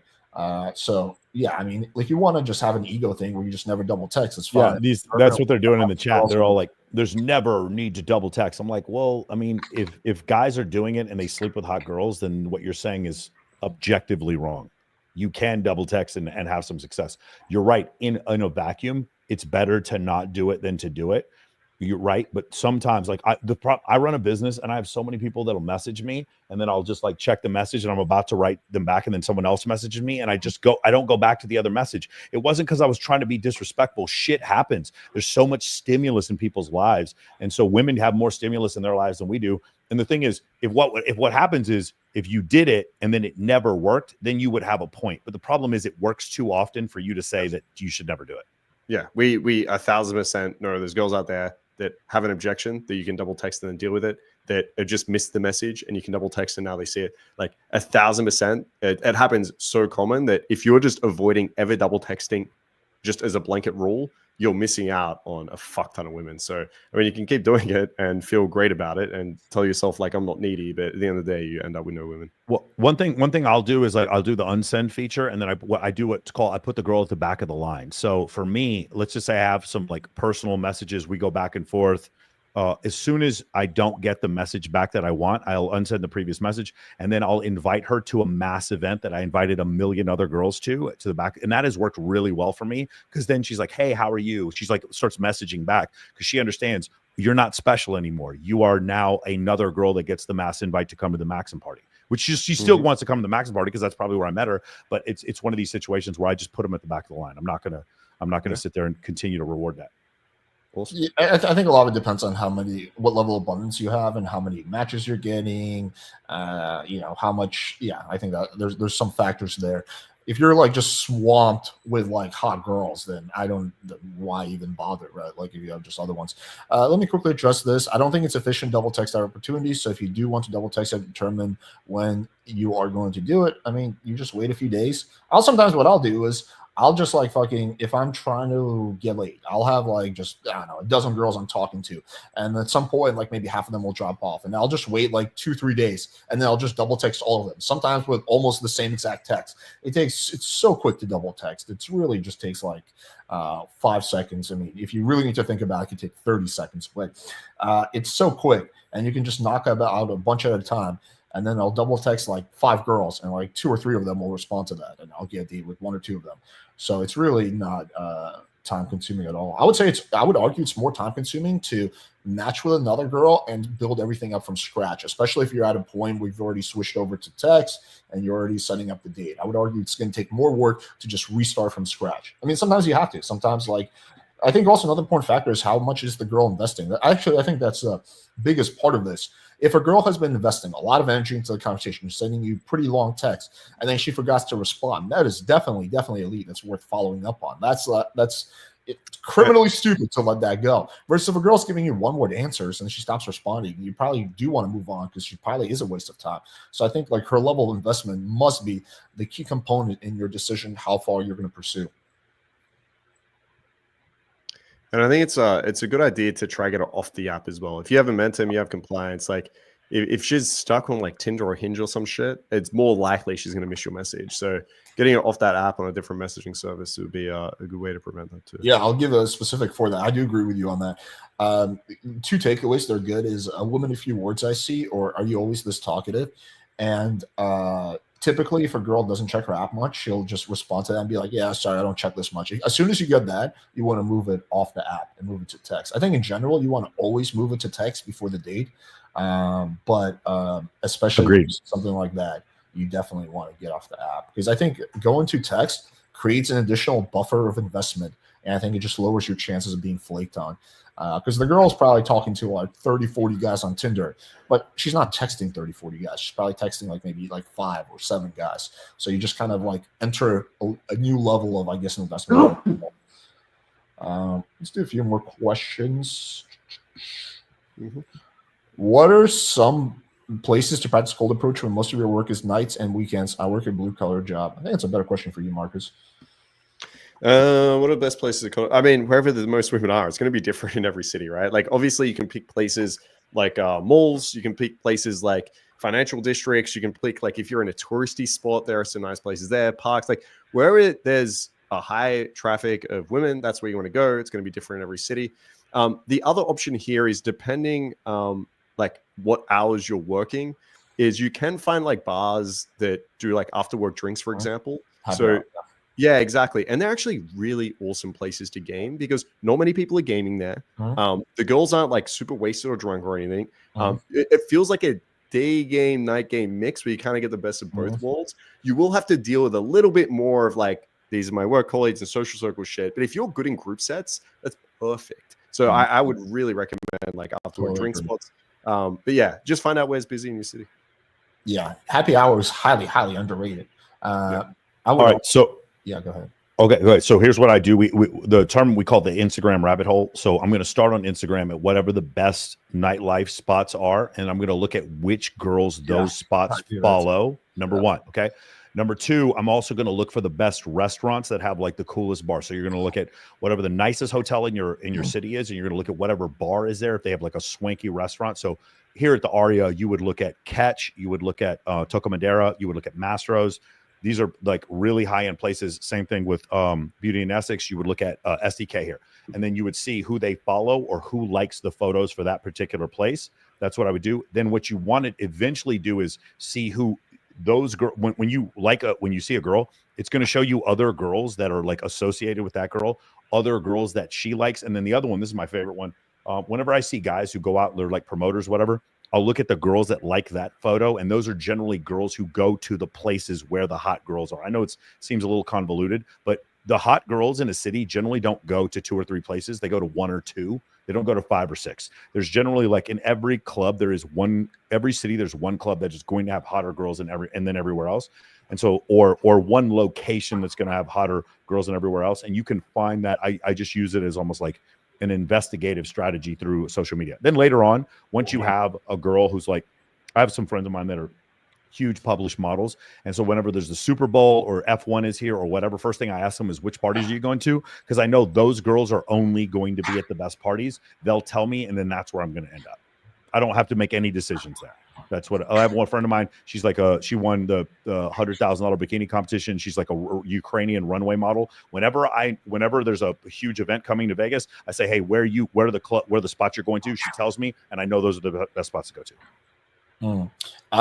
Yeah, Dawson, I've answered this question a few times. How do you get your deep voice? For me, it was testosterone. I never think, when I'm talking to a girl, I never think like, okay, let me make my voice deeper. Contrary to popular belief, when I make videos, I never think that either. I'm focused on like what I'm going to say. When I do videos, I do like to project my voice, so that makes it a bit deeper, but obviously you don't have to do that most of the time when you're talking to a girl. So yeah, I don't think it's going to be productive when you're talking to a girl to focus on your voice. I think also it depends on your genetics and hormones. I don't know. What do you guys think about this? Yeah, I think basically what you have to do is every single time I'm just fuck with you. You just make sure that you're not going super high in your range. Like every guy has a different range of their voice, and so you can look at someone maybe on the radio and be like, "How do I get a voice like him?" But it's just not going to happen. It's like looking at someone and being like, "Hey, bro, how do I be more tall? Can you teach me to be more tall?" Like you have a range to your voice. As Alex said, make sure you get your T checked and shit like that. But otherwise, just make sure when you're nervous and you're like speaking to a girl that you're not taking like really short breaths and your tonality is going up that makes it sound like really high. As long as you're doing that, you're taking big breaths, you're speaking from your diaphragm, you're doing the things you can, then you'll be sweet. You focus on everything else that you have more control over. But yeah, you can only work within your range. So do that. If you're low in testosterone, which I recommend every guy does a detailed hormone panel. It's kind of a meme at this point. Check your vitamins, check your minerals, check your hormones. And it's not just testosterone. Check your thyroid, check your IGF-1. There's a bunch of tests that you want to do, your cortisol. But yeah, like for me, I mean, you guys have seen the transformation video. I mean, More Place, More Dates literally did a video on my voice talking about what it was before and after TRT. I'm kind of a little bit of an outlier. I don't think most people have that extreme of a transformation, but I was low in testosterone like pretty much all my life. I mean, I don't know, when I was like 7, maybe it was good, but ever since I started doing blood work, so just getting, and it's not like I abuse testosterone. I take like a therapeutic dose, fairly low dose actually, and that played a huge role in my voice. So sometimes it can just be as simple as that. I mean, look, if your testosterone is optimal, I'm not saying you should get on TRT, but there is definitely going to be a strong correlation between people's voices being too high and generally speaking, their testosterone levels. So yeah, I think that's an important thing. Talk about the money spending issue in your last video. I mean, what specifically is the question, I suppose? I mean, I just made a video. I was talking about how much does dating cost, and I argued that it's not really expensive. You need a Tinder subscription if you're going to do dating apps. You need to be able to pay for Ubers, and you need to be able to buy a bottle of wine that you keep in your like fucking refrigerator, or be able to afford like one drink at a bar. So I always argued that dating is not expensive, and that actually spending more money on dating is not going to help you and can sometimes work against you if you spend too much money on girls. It's not like if you spend more money on the date, you're going to have a better outcome. Sometimes I see the opposite of that. But yeah, what do you guys think about that? I mean, yeah. I agree. You can be fucking broke and make this shit work. Even if you're doing social circle, there's ways to go about it. If you're doing night game, there's ways to go about it. I mean, you can find venues that are free entry. Even if you're doing dates, there's ways to go about it. I've seen some fucking tight-ass students that wouldn't even buy the bottle of wine, okay? Yeah. So, yeah, I mean, obviously, the more money you invest in this, like anything else, like you can shorten your time. So, like, paying for coaching is a huge, bro. If I could go back, holy fuck. If I could coach myself, okay, I could go back and pay for my own coaching. Holy shit, would I save so much time? So yeah, I mean, there's investments you can make into yourself that is going to like cut that time frame down. But if you want to spend literally $0, you can do it and get good load. I would buy $2 wine. That's funny. Yeah. Like here in Vegas, there's always these creative things you can do. We have Atomic Golf here, which is fucking insane. It's like this. It's almost like an obstacle course / maze that's a mini golf course, and then we also have Area 15 that's got this like other maze inside of it, and there's like venues, and these are free to go to. you know, and they're really inexpensive. There's a bunch of really fun dates that you can take girls on. I think Top Golf is $50 an hour for a bay, and that's you can take 8 people. I like to go there with like a bunch of girls, or you can go what's it called, axe throwing for maybe like $35 an hour, something like that. There's a bunch of ways that you can inexpensively go on a date. Plus, if you're holding an axe in your hand, it's like the implication, right? It's like, hey, listen, it's not like you're going to actually do anything with the axe, but it's just the implication. It's a good compliance tool, yeah. I would argue though that on the first date you want to keep it as like stupid simple, unless you got game dialed down, in which case it doesn't matter. You can like fuck around with it. But I would argue for like beginners, just limit yourself to either a walk or even better, having her come over or drink at a relatively inexpensive bar or coffee if you or her doesn't drink. And I would just keep it really simple on the first date. So there's like less for you to focus on, and ideally go to a bar that you've been to before. I think guys, I see this a lot actually. Guys get tripped up based on the seating that they have at a bar. It's like, oh shit, the seating was like this. I didn't know what to do. So if that's the case, you can just take your chair and just literally move it. That's what I do. Yeah. All right. Let's do maybe like 2 or 3 more questions. Sure. Hey, first time randomly came here after meeting Alex from UMP in Cubano last year. He's the real deal. I know like 4 10s he has fucked. When I first read this, I thought like 4s through 10s. That's right. Exposed. You know it's like what Justin Waller says, 80 or 280. 4 10s. Yes, looking forward to joining the group when I'm back in Poland. Nice. Yeah, I saw Lindbergh when he was in Miami. Good dude. Let's see. How does Alex Marcus run a night game at a club to close that night? I don't go to clubs. I haven't been to a club in over a decade. I don't like clubs. They're extremely unenjoyable for me. Also, I have even though my voice sounds deep, my voice goes out really, really easily if I have to talk loudly. So every time I've gone to a club, I've lost my voice within 20 minutes. Just weird genetic thing, I suppose. So, but I'm just assuming you mean the word club loosely. When I go to a lounge, I mean, like, yeah, I mean, I think the general formula is you approach the girl, you build attraction, you isolate, which I think a lot of guys forget to do. When you isolate, you build as much sexual tension, and then you go for the pull. Logistics will play a role. Stuff like that will play a role. Most of the girls I fucked from bars were not same night lates. They were, I got her number, and then we met up on a date, and then I fucked her that same night. But yeah. Yeah, I'd say like fairly similar. Oh yeah, go Michael. No, you go. You go. Okay, yeah, I'd say like fairly similar. Building attraction. I'd look to show sexual understanding, sexual authority. The big thing is the objection handling. Like, I feel like the attraction is half a game. The other half of the game is objection handling. So sitting in the pool, finding out what's actually holding it back from going home with you that night, dealing with those objections. That's like a structure. From an overall like meta angle of like the club game is, usually the first part of the night, I'm just going around building some like pre-selection, chatting to a bunch of girls. And really what I'm trying to do is screen, like, which one of these girls do I want to take home and spend more time with? And as I do that, I'm obviously like warming up, building pre-selection. And then I kind of decide from there. Whereas, Alex or Swift, who I work with, they might be a little bit more direct in that. They just like pick the one girl and go in on that group. So you can choose what you want to do. But yeah, Mike, what did you want to add? Yeah, I love nightclubs. I love them too much. It's fucking weird how much I love them. I love going to nightclubs with 20 or 30 girls at the same time. I speak nightclub. Whatever it is with my voice, girls can hear me. I fucking love being on stage with different DJs. Now, the thing about it is I recognize that most people don't like it. And I've been teaching people for years, like how to get in the mood when you go in there to take the motherfucker over. Whenever I go to a nightclub, it reminds me playing high school football. Like I would just want to dominate. I just really, really enjoy it. For me, the best thing I will tell you to do that I've found that works the best for me is go there with a bunch of girls. If you go there with a bunch of girls, have some hosts that get set up where you're at an industry table, go on the weekdays. If you do that regularly, I've just found, again, nightclubs are not a great way to meet a girlfriend. Nightclubs are definitely are like, there's a bunch of obstacles in your way. But if you want to consistently meet a bunch of hot girls that you could end up sleeping with, getting really good at nightclubs is something that that's the main thing. Not the main thing I teach, but it's definitely one of the things I teach, guys. I'm 47 years old, and like there's not a nightclub in this whole country that I can't just walk into, get in wherever I want. And it's not because I'm famous; it's because I've met the GMs of every single one of these nightlife venues, and I'm telling you, dude, it is one of the greatest hookups. Like to meet people, to like if Marcus and if Marcus and Alex came to Vegas, I easily just walked them on stage. We're like with Tiesto, like no problem whatsoever. And like having that level of abundance, what happens is now I have 6, 7, 8 girls with me at the same time, and it just works out really well. I mean, you guys go to my Instagram, you'll see like photos of me with 30, 40, 50 girls. Nice. I want to meet Leonardo DiCaprio. Could you pull that one off? That would be awesome. One of my clients is his host. I'll show you a video. One of my clients parties with him. He's his host. He's a club promoter in Manhattan, and he became friends with Leonardo DiCaprio. And he sends me videos. I just want to talk to him about Blood Diamond and how great of a movie that was.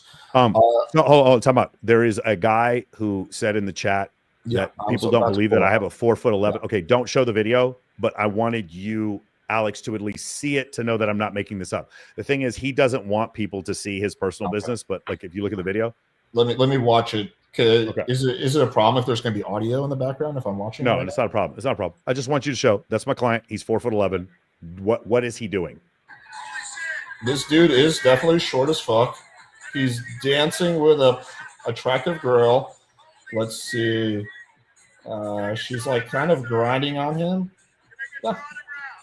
That's basically the gist of it. Yeah, that's it. I'm not going to show the video. That's his fucking personal life. I'm not going to do it. But yes, I have a client who's 4'11" who is dating super fucking hot women because pre-selection and social proof trumps everything else. That's why. Well, you would admit that like those cases are much harder than like. Oh, of course, definitely. Which is why people like are blown away whenever they meet him. There's definitely harder, but like I have, whenever we do case studies, my first 10 case studies are Indian guys under 5'7". Oh, yeah, interesting. Where do you recommend meeting attractive women in northeastern cities in the winter? I'm not in NYC meetup. It's just guys. Where do you recommend meeting attractive northeastern cities? I did grow up in northeast. I went to BU, Boston University. That's where Jason Strauss went to. That's crazy. Yeah, I didn't know that. Yeah. I when in Boston, I would go to bars in the wintertime. I would just like, I don't know. I would wear a jacket and shit. So I have a recommendation that these new things that are popping up that people seem to be like meeting a bunch of girls at are these running clubs. I know, running is a big deal in Boston, right? So I would probably start with it's probably going to be cold as shit. It's a part of the time, but Boston's a beautiful city and probably not the best dating environment.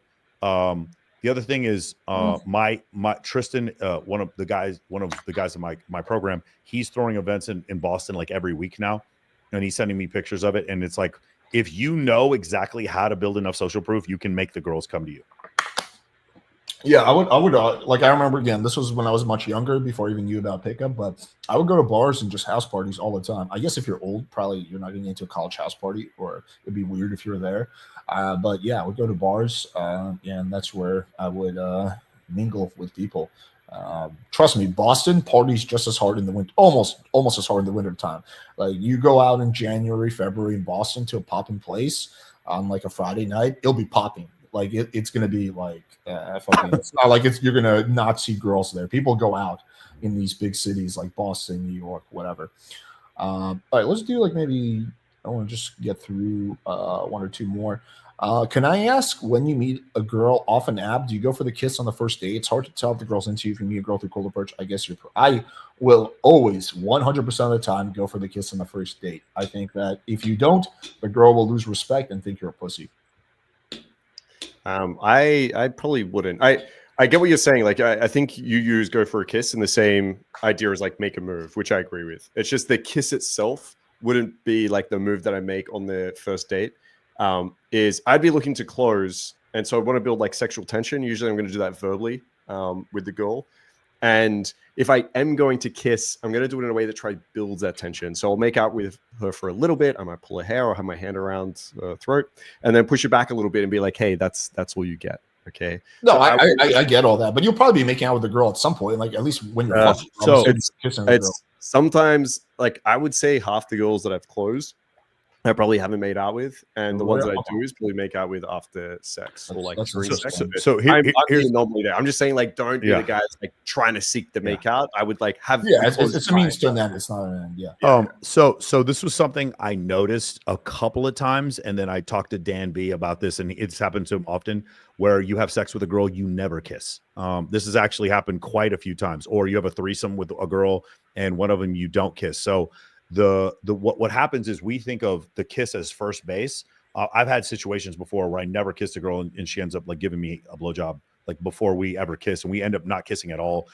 So that's why, like, for me, it looks like this. So this scale is sexual tension. Sexual tension is always going to rise during the interaction. And here's physical escalation. Physical escalation is like this, and then we're alone, or at least we're in a place where she doesn't feel like a slut.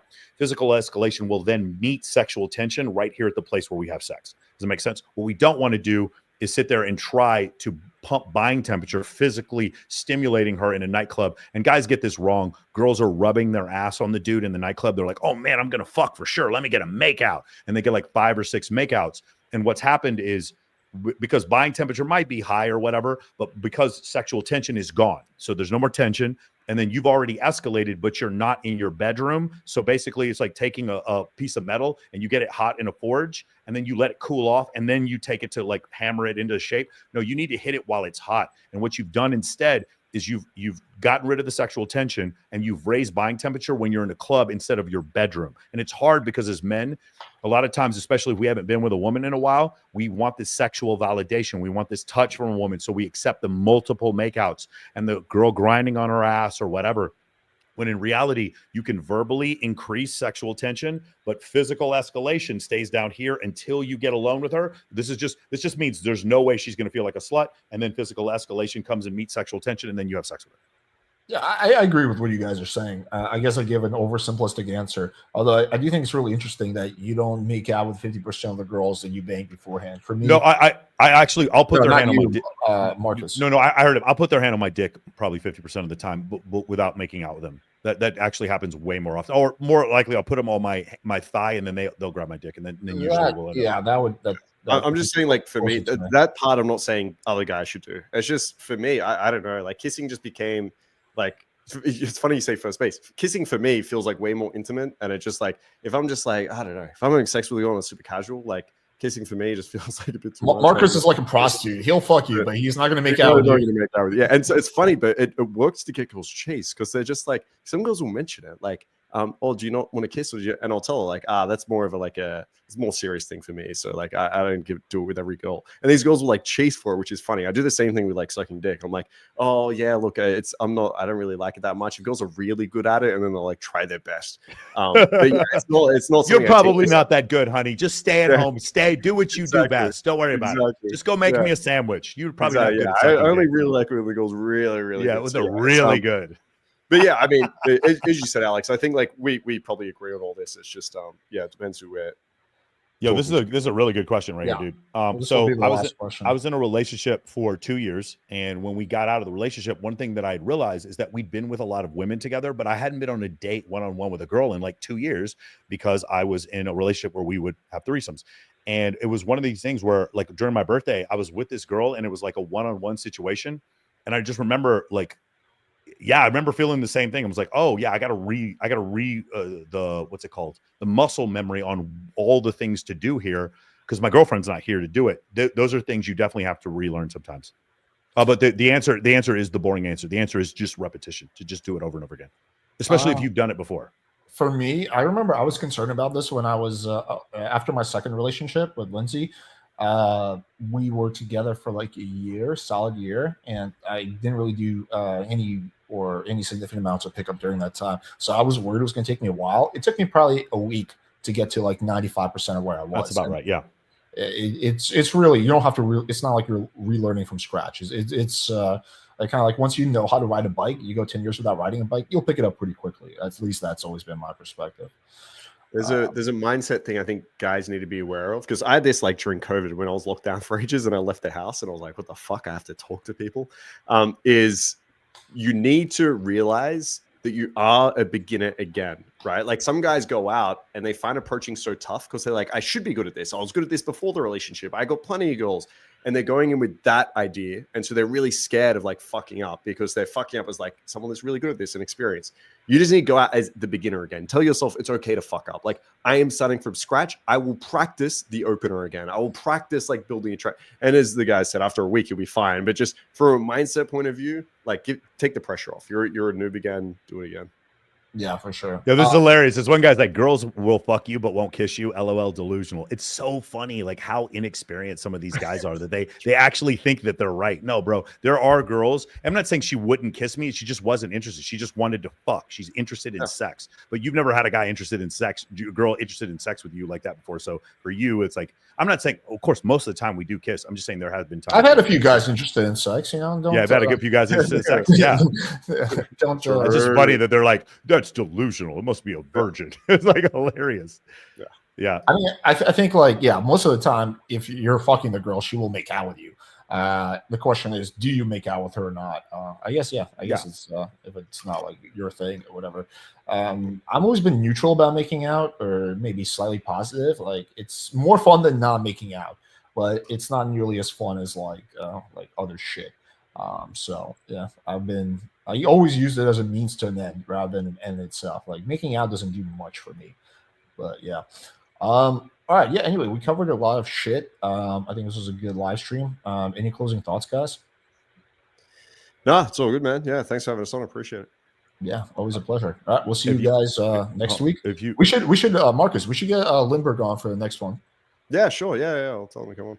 Yeah. Oh, real quick. If you guys are in Las Vegas on, by the way, my audio's better now. Yeah. Yeah. Okay. I built a new studio. I don't know if you guys have seen it. Like, the background's still the same, but I have new cameras, new setup, new lighting, everything. The thing I want to say is on Thursday, if you are in Las Vegas, we are hosting the Babes in Toyland Toy Drive. We have about 400 girls coming in from all over the country. It's going to be at Park MGM. Tickets are like $100. You need to bring a toy. All the toys go to the KLUC 98.5 toy drive that we've done every year here in Las Vegas. So if you guys want to come meet a bunch of super hot girls, it is kind of a black tie thing. So guys are generally in suits, girls are in gowns, but we're collecting toys for KLUC and Monday's Dark. If you guys are in Las Vegas, want to come do that, make sure. And also, we're also hosting the Maxim New Year's party at the Roosevelt in Los Angeles. If you guys are interested in coming to that, hit me up and I'll give you the details. I know the Roosevelt. I spent a lot of time picking up girls there and having my dates there. Yeah, that was my number one date spot when I lived in LA. Beautiful. Yeah, cool. All right, guys. Awesome. Love you all. We'll see you guys next week. Take it easy. Take care. Bye-bye.